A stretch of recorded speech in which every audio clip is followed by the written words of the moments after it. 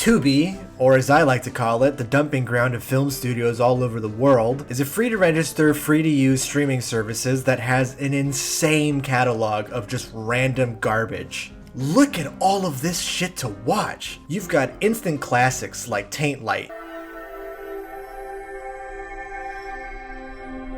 As somebody who loves to browse Tubi while having an existential crisis, I've slowly accrued quite the watch list of horror films that have caught my attention over time. I do have a certain criteria though for what catches my eye. The absurdity of the title has to grab me. Stuff like The Pit, Play or Die, or Septic Man usually grabs my attention. But it can't be something that's too absurd.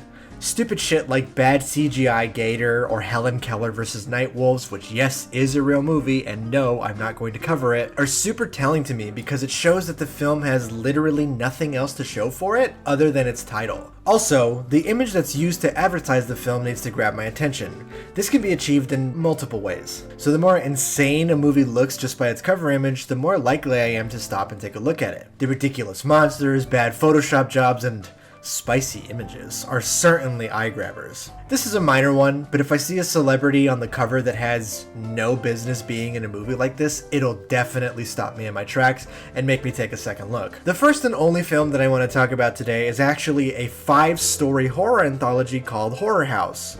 Now, when it comes to horror anthologies, I find that they're extremely varying in quality to the point where I can safely say that out of the 30 horror anthologies I've seen, maybe about 5 of them were good. That is to say, I had pretty low expectations going into this. I was flabbergasted by how awful this movie was. I understand that making movies is really hard, and genres such as horror are so subjective that these films will affect different people in different ways. With all of that being said, Horror House has to be the unscariest movie I've ever seen. And I'm not just saying it subjectively, I mean scientifically, objectively so. This movie is so unscary. There are certain comedies out there that are scarier than this film. You need to purse your lips together like a duck-billed platypus. Hey, girl. You know, maybe over by the window.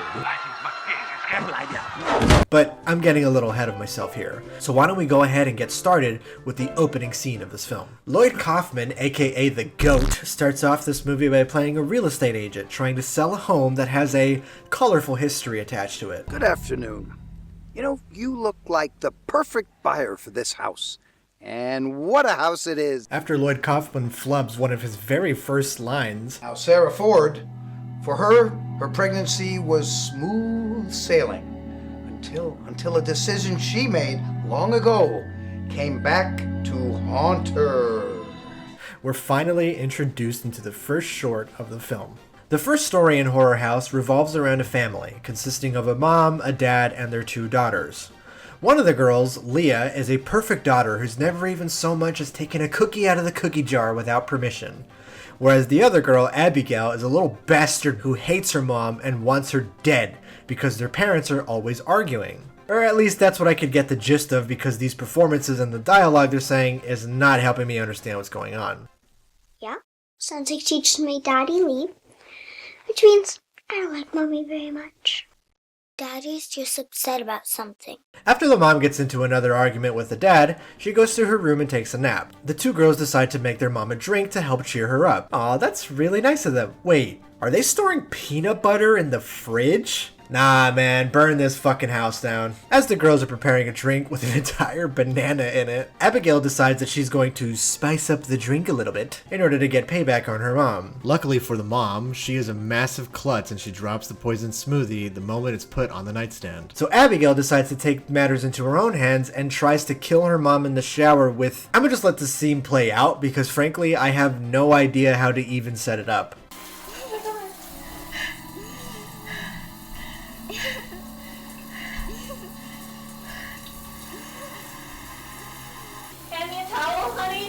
This strange encounter causes the mom to call her psychiatrist, and it is here where we are introduced to the greatest character and actor in any movie ever seen. Hello, Leah. Is your mother home? It's in this scene where we learn that Abigail isn't real. She's a manifestation of the mom's guilt over choosing one baby over the other during pregnancy. The illusion is strong enough to the point where Leah is also imagining Abigail and playing games with interacting with her. The therapist man goes to talk with Leah in her room, and it's here that we get an acting performance that rivals, no, succeeds Daniel Day-Lewis's performance in There Will Be Blood. Leah, who were you talking to? No one. That's alright. You can tell me. She says she wishes Mommy's baby was dead. Okay, Leah, you should not say things like that. She wishes you were dead too. And the Oscar goes to this fucking robot that they hired. After this occurrence, the therapist man decides that he just ain't cut out for this particular case, and decides it's time to cut and run. But Abigail ain't done with him, and she decides to take him out in quite possibly the worst kill I've ever seen in a movie.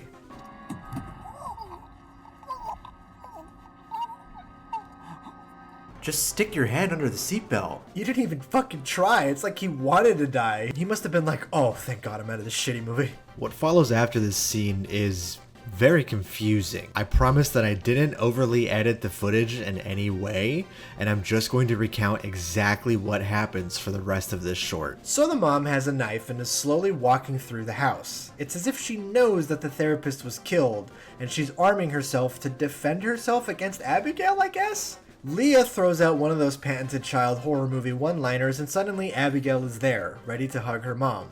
The mom then seemingly loses her sanity and embraces her daughter.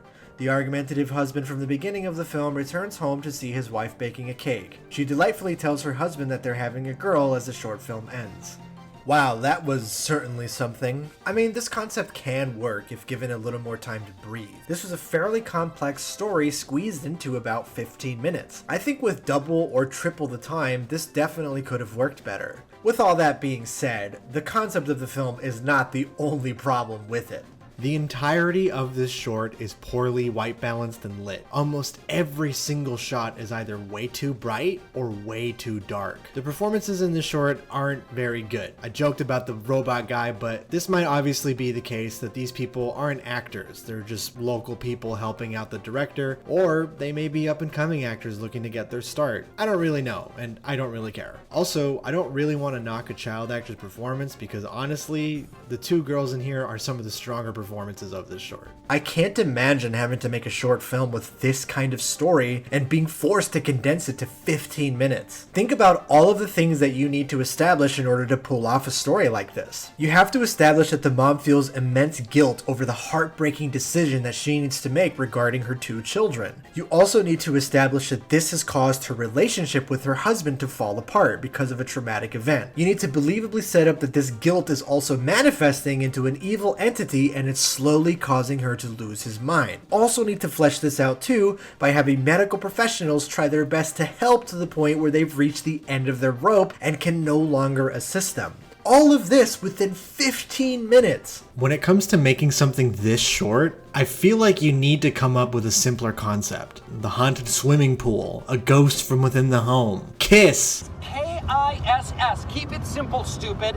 Great advice. Hurts my feelings every time. I don't want to knock an ambitious director or creative person, but I feel like going with this concept and not allowing it the proper time to breathe and flesh itself out was a huge mistake. This is a consistent issue with pretty much every short in this movie, but we'll get to that a little later. But anyways, enough talking about that crock of shit. Let's move on to the next short, which is titled Be Careful What You Wish For. Be Careful What You Wish For starts out with a detective knocking on our main character Anna's door. It's here where we learn that her fiancé is in critical condition after being struck by a car on his morning run. While Anna seems worried and is in a rush to get to the hospital, the detective seems suspicious of her from the get-go and asks to be let inside for questioning. She immediately lies to the detective because she's seriously trying to imply that this guy is somehow out of shape or never exercises. Body was dragged for some way, it seems. Running. He doesn't even own a pair of sneakers. Well, did your fiancé have any other family we should speak to?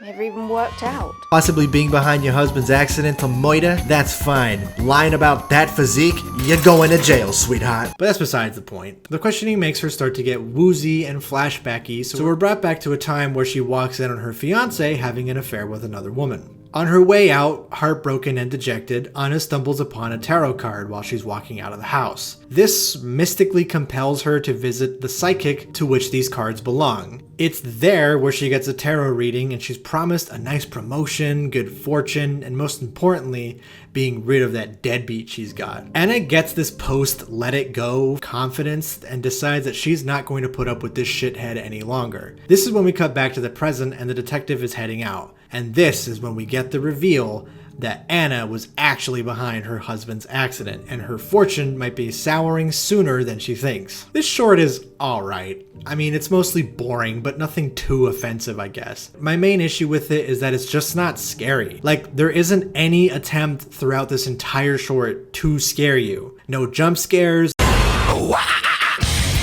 No creepy imagery or mysticism stuff, nothing. There isn't even any kind of great sacrifice or monkey paw situation. It doesn't take the time to make any of this tarot stuff interesting. When you have horror staples like the Ouija board, creepy doll, we'll get to that later, the cursed book, or even the monkey's paw, there has to be a more satisfying setup and payoff for it. For example, in the 1972 film Tales from the Crypt, there's a short in it entitled Wish You Were Here, in which a woman gets 3 wishes thanks to a Chinese figurine. Her first wish is that of great fortune. Pay all our debts. The monkey's paw, that's what it was.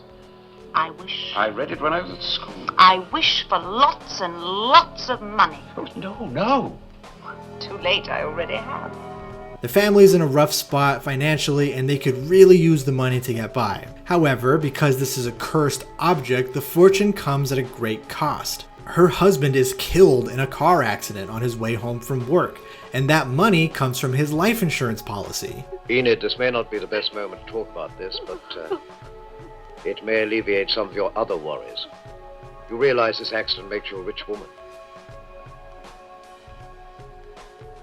Rich? See here, there's an obvious cause and effect and consequences to the decisions of our character here. She means well, but is punished by a cursed object in a horrifying and traumatizing way. Her guilt consumes her and makes her make another wish at the behest of people trying to help her. She wants her husband back the way he was before his accident. She's so stricken by grief and guilt that she makes a rash decision without thinking of how that cursed object could punish her again. I wish Ralph were back exactly as he was immediately before the accident.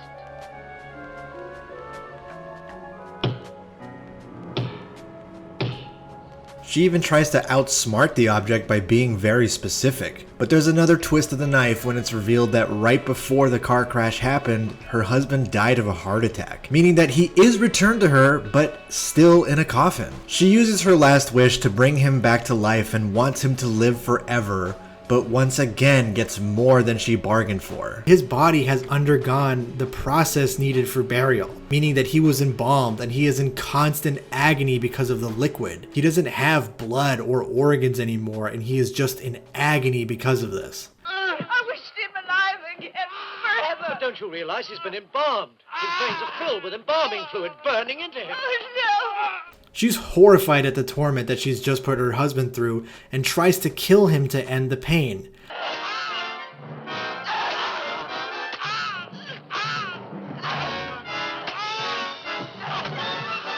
However, she wished him to live forever, making him essentially immortal and trapped in his pain and suffering. This fucking rules as a concept. It's so horrifying to think about how good intentions and the ever enticing second chance can have destructive results. But Horror House doesn't really take advantage of this. I understand that this story is inherently different, that Anna and her husband don't exactly love each other and he's disloyal to her.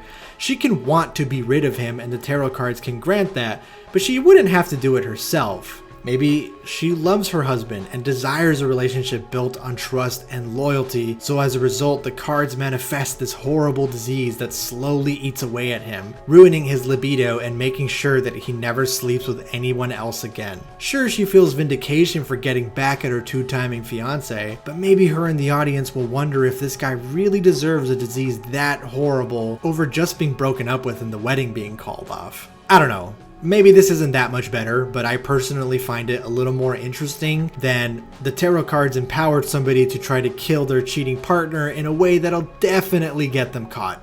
And that's the consequence for using this power. I'll get to this later, but we're 2 shorts in and already I'm noticing a trend with runtime and letting certain ideas breathe. That being said, I do kind of like the presentation of this short film. The black and white feels creatively motivated and the acting is actually pretty decent here, especially from our main character. I also kind of like that the cards themselves and the blood is in color, though the effect doesn't quite stick the landing at times. So far, this is definitely the better short of the 2, but this next short will show you just how flawed this project is. Hot Stuff is about a guy named Andy. His notable trait is that he's an asshole. He thinks that he's the hottest shit on the market and a total womanizer. He and his other friend Lee just rate girls at their local bar and try to hook up with them.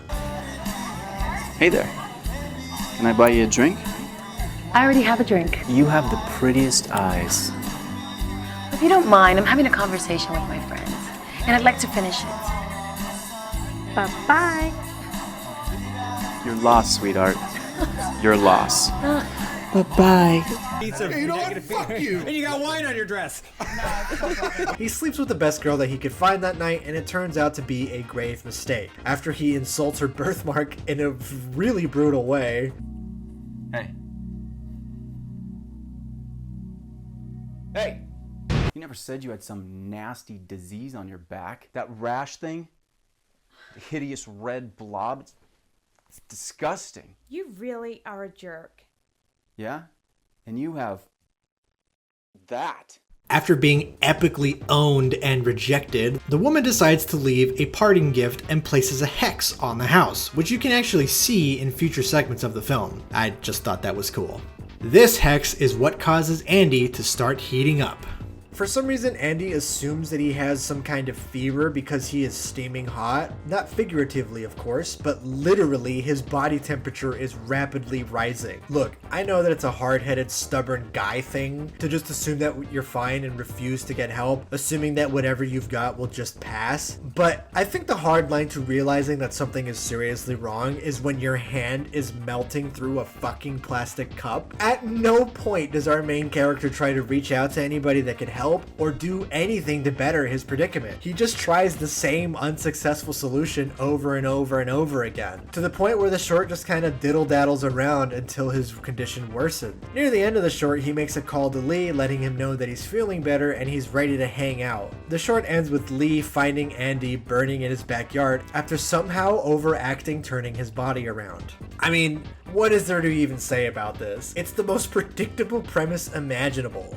A guy that thinks he's hot gets hot and then burns up and dies. With a premise so straightforward, you almost assume that some kind of wrench would be thrown in or some kind of twist or something to spice up the formula, but no, that would take too much work. I burst out laughing when they showed the dollar store Halloween decoration, and the way that his friend turns his body around is something straight out of Phasmophobia. We're 3 shorts in and they all have the same fucking issues. Bad editing, awful acting, and premises that are so lazy and ill-thought that you wonder why they even bothered making something like this in the first place. I get what they were going for with this short. This is meant to be a comedic story about hubris and not meant to be looked into that deeply. Unfortunately, the rest of this film and the other shorts in it don't really give us anything else to chew on, so this moment of levity doesn't really work. The comedy doesn't hit like it should, and I feel like calling this a comedic break in this feels a little lazy when the idea is so undercooked. The fourth short, titled Lifelike, is about a girl named Helen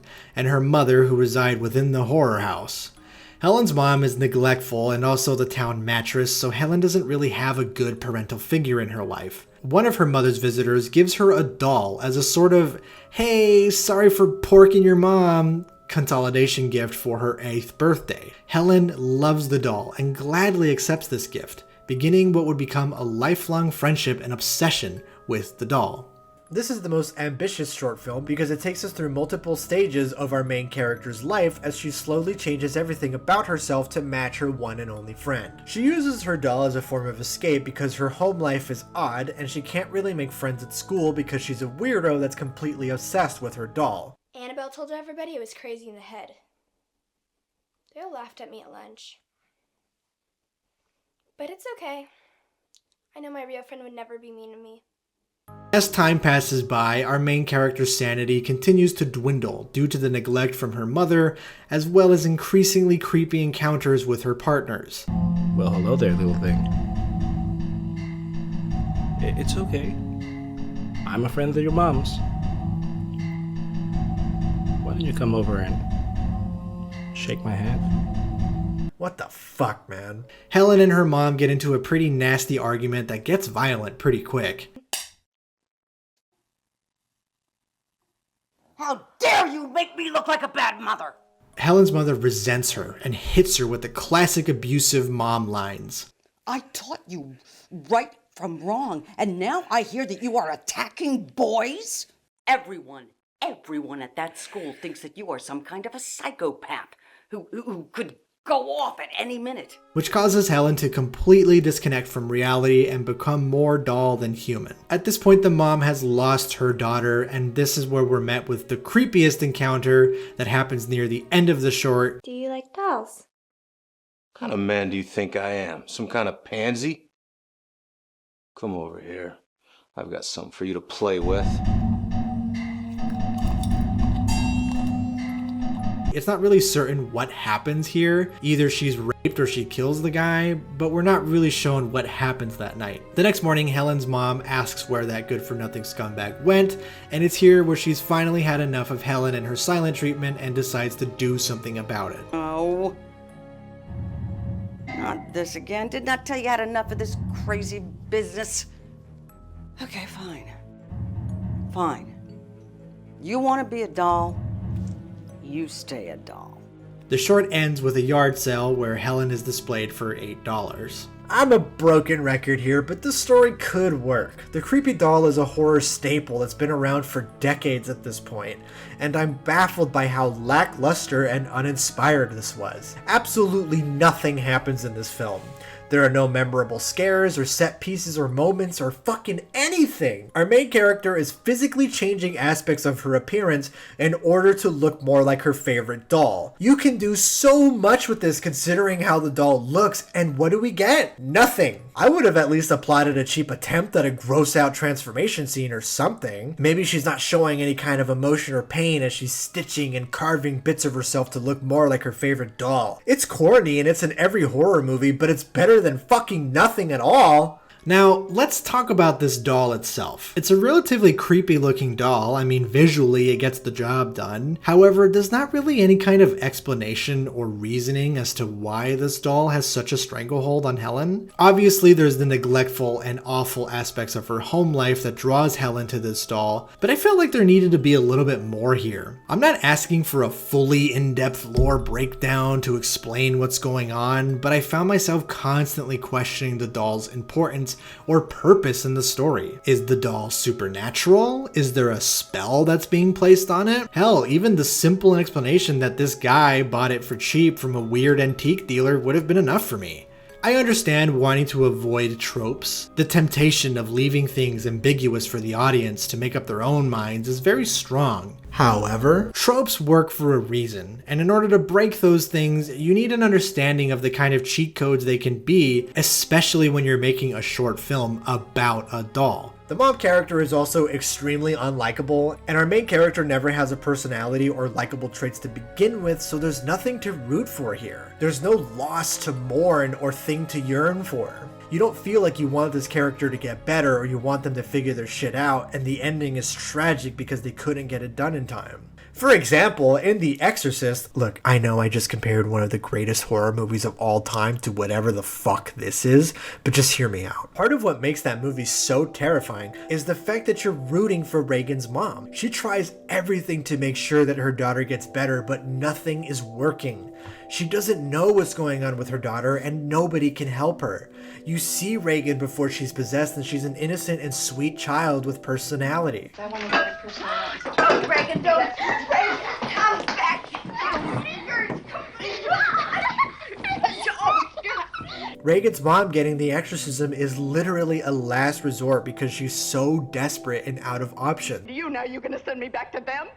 Jesus Christ, won't somebody No, you help don't me? see, you don't understand your daughter. God, can't you help her? Just help her! The priests are exhausted by the evil that they're witnessing, and you can tell that this is shattering what they thought was normal and righteous with the world. You believe that Reagan's mom cares about her and just wants her to get better above anything else. You don't even have to be a religious person to enjoy this movie or get something out of it. You understand Reagan's mom's decision to turn to the churches because it almost seems rational in the face of the unknown. I think it was a fatal mistake for this short film to make the mom so distant and hateful in this right off the get-go, because it gives this absolutely no heart. You just don't care about anybody in this story. Maybe it's just me, but I felt like this would have been a lot more interesting if the mom was a broken person who got lost in her sex addiction but did deeply care about her daughter, and it tore her up inside knowing that she was losing her. As it is, this is just a boring ass nothing burger with an air of genuine discomfort in the worst possible way. Okay, look,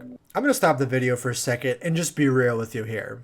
I had to take a break for like 4 weeks after watching these 4 shorts. I just couldn't bring myself to continue going after this.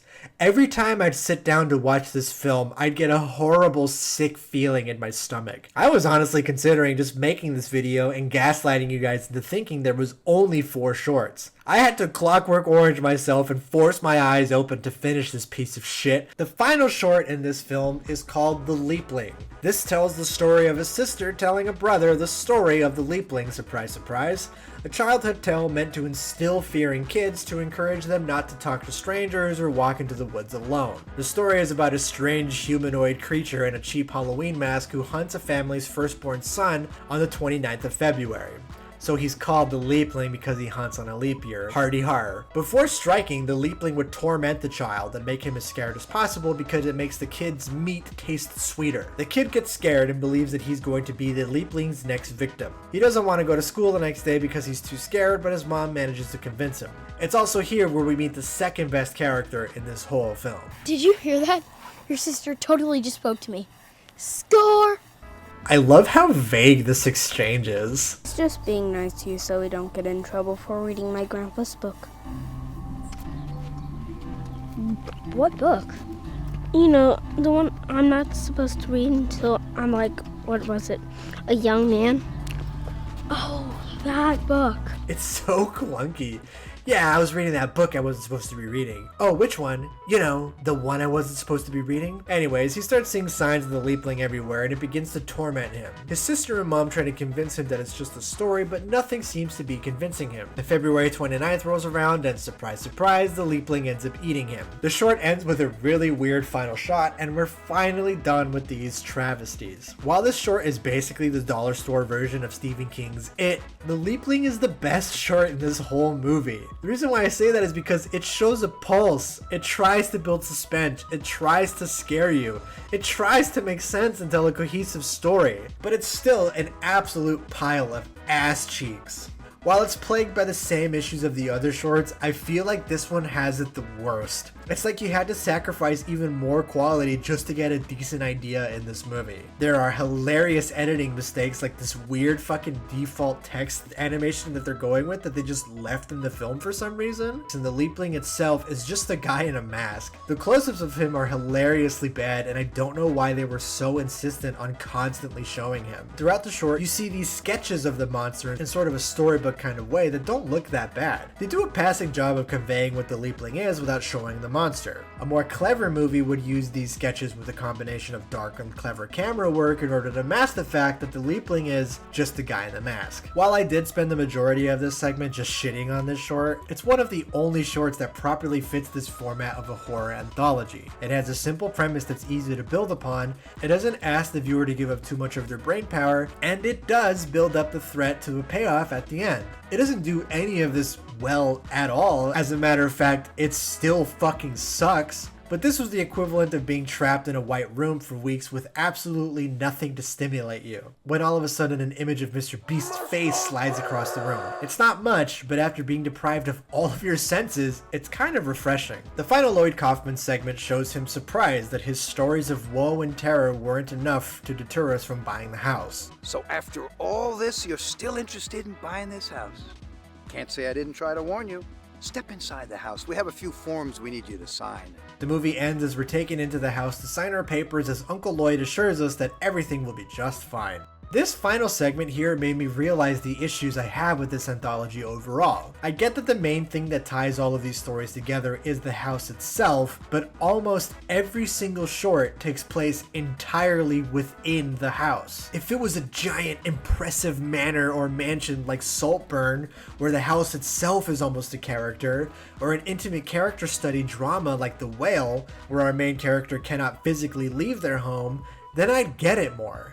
But the house is just your everyday suburban home with no discernible features or influence on the stories themselves, which in any other movie would be just fine, but this fucking film is called Horror House. The house is supposed to play a pivotal role in the story, is it not? I feel like having Lloyd Kaufman play this real estate agent talking to the camera was a misfire. Having connecting segments in between the short stories is essential to telling a good anthology story, in my opinion. Films like Trick or Treat or VHS 2 are the baseline to doing this well, and Horror House could have done it well too. Look, I'm not one to say that I can do this better, I can write this better, take my movie instead. I like to provide alternatives and let people decide for themselves. I personally think it could have worked a little bit better to have the connective tissue be a couple looking into purchasing a home. They come across the horror house where they're met with Lloyd, playing a slimy, kind of shady real estate agent. The in-between segments could be a tour of the home, and it's here where the couple sees poor attempts at covering up certain landmarks of the short. For example, the burnt fingerprints on the beam from Hot Stuff. Lloyd Kaufman would make a comment about that saying, "Oh, this is actually a pretty funny story," and it would lead to the start of Hot Stuff. And then at the end he'd make another quip, something like, "Can you believe that that lady thought that she was actually a witch?" The couple would grow more suspicious with each passing short until the film ends with the couple reluctantly signing the lease because they just can't pass up how great of a deal this is. It's mostly the same, honestly. I just feel like it brings out Lloyd Kaufman's quirkiness a lot more. The only change I really made just involved the house a little bit more, and it features 2 more actors. However, this solution doesn't feel like it's the most practical one because this is probably way out of the scope with what Lloyd Kaufman had at the time to do. We'll get to his involvement a little bit later, but overall, I feel like this is such a poor utilization of the cursed or spooky house concept, especially when you have a real estate agent trying to sell this cursed house. When I began working on this video, I was ready to unapologetically tear this film apart. I was gonna go on unhinged rants about how this film is a shitload of fuck, upload the video, and reap in all the fame and money that comes from uploading your very first YouTube video. But first, I wanted to do some digging. I wanted to know if there was any kind of behind the scenes information regarding this film. So I located the production company's website and found an email at the bottom that I could contact for more information. So I did that. I sent an email thinking I wouldn't get a response, but to my surprise, they did actually get back to me. I was directed to this book written by Evan Marlowe, Horror House's director. The 42-page book details the production process of his first 2 films, Blood Rush and Horror House. It goes into extensive detail about how Evan Marlowe and his partner, Carrie Marlowe, made 2 feature-length films in a little over a year. Marlowe goes into detail about what it was like working with actors, setting up shots, and the filmmaking lessons that were learned throughout the process. I got the impression that the dude is clearly passionate about what he's making. He's very proud of what he and his partner accomplished with both films, which is pretty admirable. Despite what I say about this movie, it is really fucking difficult to make 1 movie in a year, let alone 2. Evan writes that while he learned a lot about filmmaking while directing Blood Rush, he wanted to make Horror House feel more like a movie. Quote, "That was fun. Let's do it again. This time, we'll light it and get better audio. Make it look more like a movie." When I read this, I was taken back a bit by it because of Horror House's many technical errors. So if this was the lessons learned movie, I just had to know what the first film looked like. And this is where the beginning of the video turned into a lie because I went back and watched Blood Rush, and what I learned was fascinating, so I'm going to talk about it briefly here. While the film suffers from the same issues that plague Horror House, such as awful audio and shots that are poorly white balanced, the premise of the film is explored a whole lot more and in pretty creative ways. I felt like I was actually watching a movie. There are actual horror set pieces and moments made to try and scare you. This cyborg guy is back, and he's actually a pretty decent actor. I've worked it out. It's a virus that affects both the adrenal glands and the thyroid. It's a mutation I've never seen before. Blood Rush isn't great by any stretch of the imagination, but it solidifies the idea to me that making Horror House 5 shorts was a mistake, because ideas like the loss of humanity due to trauma, a heartbreaking decision manifesting itself into pure evil, or even a comedic short about vanity and how it can burn you up can be really neat and fun short films if given the proper time and focus to develop. Blood Rush shows me that this director is capable of making a decent and fun film when the story is focused on one thing. Any of these 5 premises can work as shorts too, but not at the same time. 10 to 15 minutes just isn't enough time for the ideas behind Never Let Go, Be Careful What You Wish For, and especially Lifelike. Had these 3 been expanded to maybe 30 to 45 minutes each, then you'd be cooking with gas. These other 2 stories could fit into a much simpler 5-story anthology. While Horror House isn't very good, in fact I'd put it up there with one of the worst movies I've ever seen, I find it to be a fascinating testament that no matter how rocky you start off, things can always get better if you're eager to learn. You're not defined by your lowest points. Most bad movies you watch are made by arrogant and cocky filmmakers who think that they're the next Kubrick. They're stuck in their ways and believe that they're already masters of the craft. Neil Breen's movies are funny because it actually feels like he's getting worse with every new film he makes. The people who elected me deserve someone who cares about them and the country. Many of my other fellow incompetent senators must resign now also.